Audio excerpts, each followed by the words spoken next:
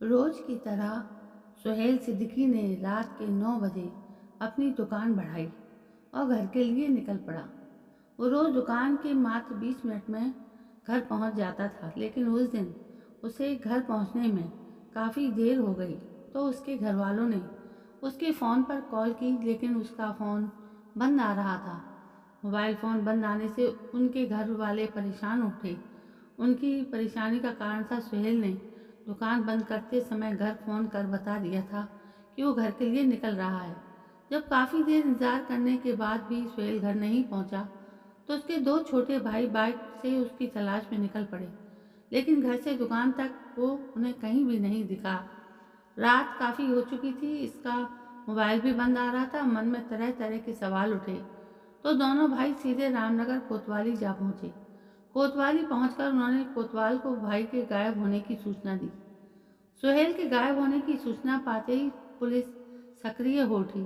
कोतवाल ने तुरंत ही रामनगर की सभी पुलिस चौकियों के प्रभारियों को इस मामले से अवगत कराते हुए सुहेल को तलाश करने के आदेश दे दिए।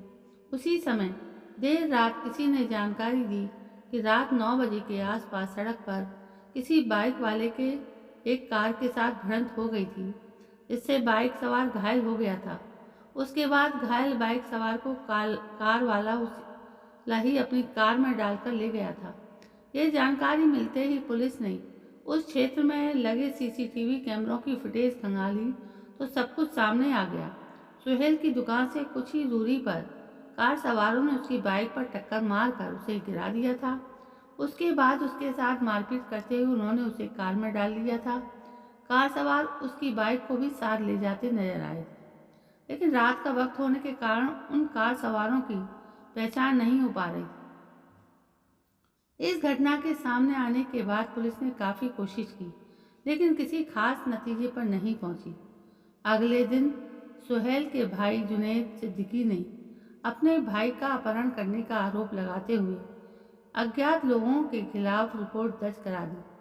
जुनैद ने पुलिस पूछताछ के दौरान बताया कि उनकी किसी से कोई दुश्मनी नहीं थी, लेकिन काफ़ी समय पहले ही चोर पानी के भरत आर्या का उनके भाई के साथ मनमुटाव जरूर हुआ था। सुहेल के अपहरण की रिपोर्ट दर्ज होते ही पुलिस ने रामनगर के कई क्षेत्रों के रास्तों पर लगे सीसीटीवी की फुटेज निकाली, लेकिन कहीं से भी सुहेल या कार सवारों का कोई सुराग नहीं लगा। सुहेल का पता लगाने के लिए पुलिस पर हर तरह से दबाव बढ़ता जा रहा था। इस मामले को गंभीरता से लेते हुए कोतवाल ने कई पुलिस टीमें अलग अलग क्षेत्रों में लगा दी थी। पुलिस ने हाथीडगर नहर, नरसिंहपुर, मालधन के जंगलों और आसपास की नहरों की खाक छानी, लेकिन कहीं भी सुहेल का पता नहीं चल सका। इस मामले को गंभीरता से लेते हुए पुलिस ने पूछताछ के लिए कई लोगों को हिरासत में लिया, जिनसे कड़ी पूछताछ की जा रही थी। उसी दौरान पुलिस को सूचना मिली कि मालधन क्षेत्र में एक शव मिला है। इस सूचना पर तुरंत ही पुलिस मालधन पहुंची। तुमड़िया डैम में शव की तलाश में गोताखोरों को उतारा गया, लेकिन कई घंटों की तलाशी के बाद भी कुछ नहीं मिला। जब इस मामले को पूरे 48 घंटे गुजर गए, तो लोग सुहेल की तलाश करने के लिए धरना प्रदर्शन पर उतर आए। पुलिस पर बढ़ते दबाव के कारण एसपी ने 4 पुलिस टीमों को सुहेल की तलाश में लगा दिया। उसके साथ ही पुलिस ने शक के आधार पर 15 लोगों को उठाया, लेकिन उनसे भी कोई जानकारी नहीं मिल सकी। इस सब के बाद पुलिस के पास एक ही रास्ता था, भरत आर्या से कड़ी पूछताछ करना। सुहेल के घर वाले भी सबसे ज़्यादा उसी पर शक कर रहे थे, लेकिन सुहेल के साथ भरत आर्या का मनमुटाव हुए काफ़ी लंबा अरसा बीत चुका था। वैसे भी भरत आर्या सेना में था और इस वक्त पठानकोट पर तैनात था। पुलिस चोर गलिया स्थित भरत आर्या के घर पर पहुंची, तो वो घर पर ही मिल गया। वो छुट्टी पर आया हुआ था। पुलिस ने भरत आर्या से पूछताछ करने के लिए उसे अपने साथ लिया और कोतवाल आ गए। पूछताछ में भरत आर्या ने बताया कि वो 14 जुलाई को कुछ दिन के लिए छुट्टी पर आया था। सुहेल से उसका कोई लेना देना नहीं, ना ही उससे उसकी कोई बोलचाल थी। सुहेल की तलाश में पुलिस सभी जगह हाथ पांव मार चुकी थी। पुलिस ये भी जानती थी कि कोई भी आरोपी इतनी जल्दी से अपना जुर्म कबूल नहीं करता। यही सोचकर पुलिस ने भरत आर्या के मोबाइल नंबर की कॉल डिटेल्स निकलवाई तो 2 अगस्त रात 9 बजे के आसपास उसके उस नंबर की लोकेशन घटना स्थल के आसपास ही मिली। इस जानकारी के मिलते ही पुलिस समझ गई कि भरत आर्या जो भी पुलिस को बता रहा है वो सब झूठ था। पुलिस ने फिर से सुहेल के घर वालों से विस्तार से जानकारी ली तो उन्होंने बताया कि भरत आर्या की बहन सुहेल के संपर्क में आई थी। इसके कुछ ही समय बाद उसने खुदकुशी कर ली थी। उस वक्त भरत आर्या के घर वालों ने उसकी मौत का जिम्मेदार सुहेल को ही ठहराया था, जिसके बाद सुहेल और भरत आर्या के बीच मनमुटाव चला आ रहा था। हो सकता है उसने ही अपनी बहन की मौत का बदला लेने के लिए सुहेल का अपहरण कर उसकी हत्या कर दी। यह जानकारी मिलते ही पुलिस ने भरत आर्या से कड़ी पूछताछ की। पूछताछ के दौरान भरत आर्या ने अपना जुर्म कबूलते हुए बताया कि इस हत्या में उसका दोस्त नारायणपुर मूल्या निवासी दिनेश टमटा भी शामिल था। पुलिस ने भरत आर्या से उसकी लाश के बारे में पूछा तो उसने पहले तो बताया कि उसकी लाश तुमड़िया डैम में डाल दी थी, लेकिन पुलिस तुमड़िया डैम भी पहले से ही छानबीन करवा चुकी थी। वहां पर कोई लाश नहीं मिली थी। उसके बाद पुलिस ने देर रात फिर से उससे कड़ी पूछताछ की तो उसने बताया कि उसका शव मुरादाबाद के थाना क्षेत्र छज लैंड में फेंक दिया था, लेकिन सुहेल की लाश को रात के अंधेरे में फेंका गया था। रात होने के कारण भरत आर्या उस जगह को ही भूल गया था। उसके समाधान के लिए रामनगर पुलिस ने थाना छजलेट से संपर्क किया तो वहां से जानकारी मिली कि पुलिस के हाथ एक लावारिस प्लेटिना बाइक हाथ लगी है। ये जानकारी मिलते ही पुलिस ने बाइक वाली जगह पर जाकर छानबीन की तो उसके पास ही गन्ने के खेत में एक लाश बरामद हुई, लेकिन उस लाश का चेहरा पूरी तरह से विकृत था। उसकी पहचान भी नहीं हो पा रही थी। फिर उसकी बाइक और उसके कपड़ों के आधार पर घर वालों ने उसकी शिनाख्त सुहेल के रूप में की। पुलिस ने हत्यारोपी की निशानदेही पर कार, लोहे की रॉड और सुहेल की बाइक भी बरामद कर ली। सुहेल की हत्या कर शव मुरादाबाद के थाना क्षेत्र छजलेट से बरामद किया गया था। उसी कारण उसके शव का पोस्टमार्टम भी मुरादाबाद में ही किया गया था। पोस्टमार्टम के बाद उसका शव उसके घर वालों को सौंप दिया गया। पुलिस ने दिन रात एक करते हुए इस मर्डर केस का खुलासा किया तो लोग खुलासे पर भी बवाल उठाने लगे थे। इस खुलासे को लेकर दोनों का मत था कि इस मर्डर में 2 नहीं बल्कि कई लोग मौजूद रहे होंगे। इसी बात को लेकर सुहेल के घर वालों ने कोतवाली के सामने ही धरना प्रदर्शन शुरू कर दिया था। उन लोगों की मांग थी कि इस मामले में लिप्त अन्य लोगों को भी शीघ्र गिरफ्तार किया जाए।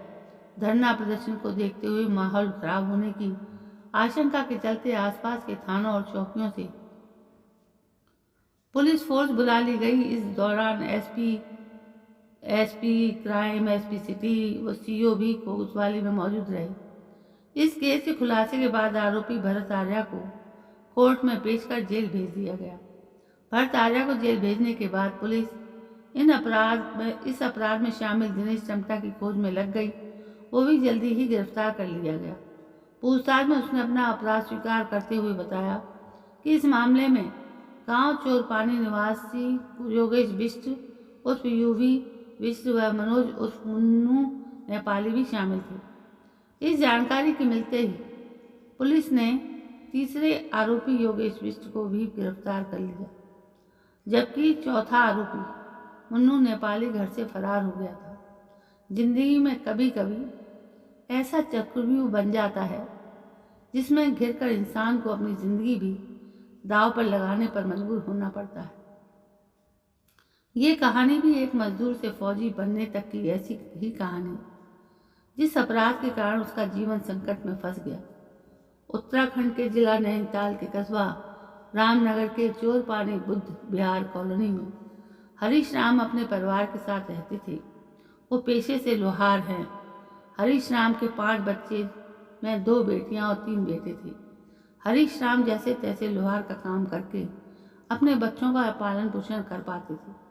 बच्चे कुछ समझदार हुए तो बाप के काम में हाथ बटाने लगे थे। जी तोड़ मेहनत करने के बाद हरीश राम ने सबसे बड़े बेटे और उसके बाद एक बेटी की शादी कर दी। 2 बच्चों की शादी के बाद तीसरे नंबर की बेटी पूजा और भरत आर्या का नंबर था। पूजा और भरत आर्या ने इंटरमीडिएट की परीक्षा पास कर ली थी। इसके बाद हरीश राम ने पूजा की पढ़ाई छुड़ा दी थी। भरत आर्या का शुरू से ही फौजी बनने का सपना था, लेकिन उस नौकरी के लिए उसकी गरीबी आड़े आ रही थी, जिसे पूरा करने के लिए उसे काफ़ी मेहनत की ज़रूरत थी। हरीश राम की दुकान के पास ही सुहेल सिद्दीकी ने काफ़ी समय पहले स्टेशनरी की दुकान खोल रखी थी। सुहेल का परिवार रामनगर शहर में ही रहता था। वो 5 भाइयों में तीसरे नंबर का था। हरीश राम के पास इतना काम नहीं था कि वो अपने सभी बच्चों को दुकान पर रख सके। घर की आर्थिक स्थिति को देखते हुए भरत आर्या ने सुहेल की दुकान पर काम कर लिया। साथ ही उसने आर्मी में जाने के लिए तैयारी भी करनी शुरू कर दी थी। भरत आर्या का घर दुकान से कुछ दूर था, इसलिए पूजा ही भरत और पिता का खाना पहुंचाती थी। पूजा देखने वाले में खूबसूरत और पढ़ी लिखी थी। वो जब कभी खाना लेकर जाती तो सुहेल की दुकान पर काम में उसका हाथ बटाने लगती थी। सुहेल उस वक्त कुंवारा था। जब कभी पूजा उसकी दुकान पर आती तो उसकी नज़रें उसी पर गड़ी रहती, लेकिन पूजा ने उसे कभी भी ऐसी नज़रों से नहीं देखा था। लेकिन सच्चाई तो ये है कि लोहे को लोहे से घिसते रहो तो एक दिन ऐसा भी आता है कि लोहे में भी निशान बन जाता है। सुहेल ने पूजा को चाहत भरी निगाहों से देखना शुरू किया तो वो उसकी मंशा समझ गई। पूजा एक पढ़ी लिखी और समझदार थी। वो ये भी जानती थी कि सुहेल मुसलमान है, लेकिन जब किसी के प्रति चाहत का बीज अंकुरित हो जाता है तो उसे बढ़ने से कोई नहीं रोक सकता। यही पूजा के साथ हुआ। पूजा उस वक्त नाबालिग थी, लेकिन सुहेल के प्यार की भावनाओं में बहकर उसने कांटों भरा रास्ता चुन लिया था। उसी वक्त भरत आर्या ने आर्मी की तैयारी करने के लिए सुहेल की दुकान का काम छोड़ दिया। फिर उसकी जगह पर पूजा ही काम करने लगी थी। भरत आर्या की दुकान से हटते ही सुहेल की तो जैसे चांदी कट गई। अपने भाई के हटते ही पूजा भी टेंशन फ्री हो गई और सुहेल ने मौके का फ़ायदा उठाते हुए पूजा को पूरी तरह से अपने मोह पाश में फांस लिया था। दोनों के बीच प्यार का बीज अंकुरित होते ही प्यार की बेल भी हरी भरी होने लगी थी। पूजा गरीब घर से थी, जबकि सुहेल खाते पीते परिवार से। यही कारण रहा कि पूजा सुहेल के पीछे पागल हो गई थी। सुहेल ने पूजा के साथ शादी करने का वादा करते हुए उसे हसीन सपने दिखाए तो उसने भी उसके साथ जीने मरने की कस्में खाई थी। भावनाओं की नींव पर जमे प्यार के रिश्तों की डोर जितनी मजबूत होती है, उससे कहीं ज़्यादा कच्चे धागे की भांति कमज़ोर भी। यही कारण था कि पूजा ने सुहेल का पूरा विश्वास किया और उसके साथ जीवन बिताने के लिए वो अपने परिवार से भी टकराने को तैयार हो गई थी। पूजा के घर वालों ने सुहेल के प्रति उसकी दीवानगी देखी तो उसे समझाने की कोशिश भी की। पूजा का भाई भरत आर्या ही सबसे ज़्यादा उसके संपर्क में था, क्योंकि उसे पूजा से बहुत प्यार था। कई बार उसने अपने परिवार की इज्जत को देखते हुए उसे समझाने की कोशिश की, लेकिन उसके समझाने का भी उस पर कोई असर नहीं हुआ। सुहेल के प्रति बड़ी प्यार की दीवानगी के सामने भाई के प्यार की नसीहत भी काट खाने को दौड़ने लगी। सुहेल ने पूजा पर जादू ही ऐसा कर रखा था कि उस वक्त उसे उसके अलावा कोई नज़र नहीं आता था। जब उसे लगने लगा कि पूजा पूरी तरह से उसके प्यार के जाल में फंस चुकी है, तब वो अपनी हकीकत पर उतर आया। एक दिन सुहेल ने पूजा को साथ लिया और एक होटल में पहुंचा। पूजा ने सोचा कि शायद वो नाश्ता पानी करने जा रहा होगा। होटल जाकर उसे पता चला कि उसने पहले से ही वहाँ पर एक रूम बुक करा रखा है। रूम में पहुँचते ही पूजा ने उससे सवाल किया, सुहेल, ये क्या? आप मुझे होटल किस लिए लाए हो? पूजा, क्या तुम्हें अभी भी मुझ पर विश्वास नहीं? हम दोनों ने एक साथ मिलकर साथ जीने मरने की कस्में खाई हैं, तो फिर तुम परेशान क्यों? हम दोनों को अब कोई भी जुदा नहीं कर सकता। फिर हमें एकांत में मिलने से ऐतराज़ क्यों? हम थोड़ा नाश्ता पानी करके होटल छोड़कर चले जाएंगे। पूजा सुहेल को जितना प्यार करती थी, उससे कहीं ज़्यादा उस पर विश्वास भी करती थी। सुहेल ने रूम में पड़ी टेबल पर रखी मेनू कार्ड उठाया और फिर पूजा से कहा, जो तुम्हें पसंद हो ऑर्डर करो। आज मैं अपनी पसंद का नहीं बल्कि तुम्हारी पसंद का ही नाश्ता करूँगी। उस दिन पूजा की पसंद का नाश्ता आया। नाश्ता करने के बाद पूजा ने चलने के लिए कहा। इस पर सुहेल ने कहा, पूजा अब इतनी जल्दी भी क्या है? पहली बार तो हम दोनों एकांत में मिले हैं, फिर एकांत पलों का क्यों ना फ़ायदा उठाया जाए? कहते हुए पूजा को अपनी आगोश में समा लिया। सुहेल की यह हरकत शायद पूजा को अच्छी नहीं लगी। उसने सुहेल को अपने से अलग करते हुए कहा, मुझे ये हरकतें पसंद नहीं। ठीक है, मैं तुम्हें प्यार करती हूँ, लेकिन यह सब शादी के बाद, शादी से पहले शायद बर्दाश्त नहीं कर पाऊँगी। पूजा की ऐसी प्रतिक्रिया देख सुहेल ने कहा, लगता है तुम मुझे दिल से प्यार नहीं करती, वरना ऐसा व्यवहार नहीं करती। पूजा, मैं तुम्हें दिलो जान से प्यार करता हूँ और एक पल भी तुम्हारे बिना नहीं रह सकता। अगर तुम्हें अभी भी ऐसा लगता है कि मैं तुम्हारे साथ प्यार का दिखावा कर रहा हूँ, तो तुम इसी वक्त जा सकती हो। ये कहते ही सुहेल का चेहरा उतर गया। उस वक्त पूजा उसके प्यार में इतना आगे बढ़ चुकी थी कि वो उसकी जुदाई भी बर्दाश्त नहीं कर सकती थी। उसके उतरे चेहरे को देखते ही पूजा ने सुहेल के सामने आत्मसमर्पण कर दिया। वो प्यार की भावनाओं में बह गई। घर पहुंचते ही उसने ये बात अपने भाई भरत आर्या को बताई। बहन की बात सुनते ही उसकी आंखों में खून उतर आया। उसे दुख इस बात का था कि सुहेल ने उनकी गरीबी का नाजायज फायदा उठाते हुए उसकी बहन की इज्जत भी लूट ली थी। उस समय भरत आर्या आर्मी के लिए सेलेक्ट हो चुका था। पूजा की बात सुनकर उसके तन बदन में आग लग गई, लेकिन उस वक्त वो मजबूर था। अगर उस वक्त उसके हाथों कुछ अनर्थ हो जाता तो नौकरी पर जाने से पहले ही जेल की सलाखों के पीछे होता। भरत आर्या ने यह बात अपने घर वालों को भी नहीं बताई। फिर भी अपनी बहन की खुशी के लिए वो सुहेल की दुकान पर जाकर उससे मिला। उसने उससे विनती की कि उसकी बहन उसके वियोग में जहर खाकर आत्महत्या करने को तैयार है। वो अपनी बहन को बहुत प्यार करता था। अगर वो चाहे तो वो अपने परिवार वालों से लड़ झगड़ कर उसके साथ उसकी शादी करने को भी तैयार है। लेकिन सुहेल ने साफ मना कर दिया कि उसके घर वाले किसी दूसरे मजहब की लड़की से उसकी शादी करने के लिए तैयार ही नहीं है। इस बात को सुनकर भरत आर्या अपने घर वापस आ गया था और घर आकर भरत ने पूजा को समझाने की कोशिश की, लेकिन वो उसकी एक भी मानने को तैयार नहीं थी। सुहेल के वियोग में उसकी मानसिक स्थिति भी खराब हो गई थी। जब सुहेल ने पूजा के साथ शादी करने से इनकार कर दिया तो एक दिन पूजा ने जहर खाकर आत्महत्या कर ली।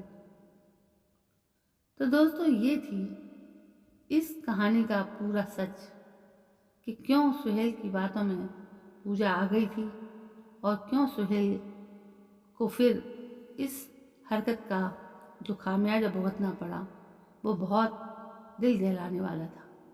तो दोस्तों, कभी भी इस तरह के वाक़े हुए तो उसमें संभल कर चलना चाहिए। दोस्तों, कैसी लगी आपको ये कहानी?